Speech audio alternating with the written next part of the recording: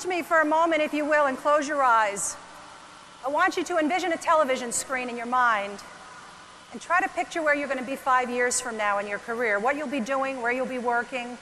It's scary for some of you, isn't it? Think about where you'll be, what you'll be doing. Now, there's a lot of people in this room, but probably only a handful of you actually have a clear vision of where you'll be 5 years from now. You pretty much know where you want to be. Few more of you have some cloudy figures, some different ideas, but it needs a lot of fine-tuning.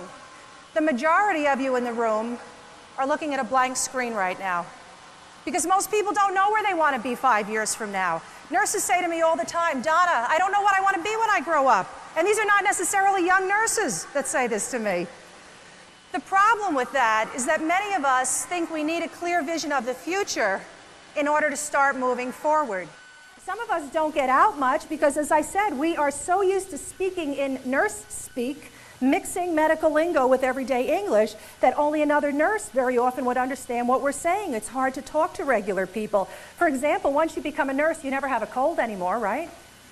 You only have an upper respiratory infection, but we prefer the acronym because we're into initials. So, of course, it's the URI. And if you swallow something wrong, and your average person would go, oh, oh my goodness, it went down the wrong pipe. But, of course, a nurse would only say, oh my goodness, I aspirated. Right? And if you're caught choking really hard, you might say, I think I have a tracheoesophageal fistula. Who else would understand you, right? I have a friend who works in critical care. I called her the other day. I said, what are you doing? She said, oh, not much. I'm just triaging the laundry.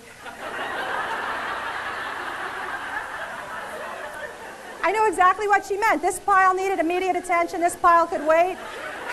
This one needed some stain stick, but it would be okay until she could get to it at a later time. Now, networking is not necessarily hard to do, but it's something that nurses are not accustomed to doing. It's just something we haven't gotten into the groove with. And I can understand why. It's a couple of reasons. First of all, many of us don't have a decent outfit in our closet, do we? It's the nurse's wardrobe, right?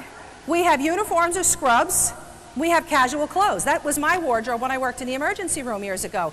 I had one dressy dress in my closet if I ever had a wedding to go to, except that usually never fit me again the next time I needed it anyway. I was in a growth phase of my adult life. I think I'm still in that phase right now. I am here today to remind you of your own greatness.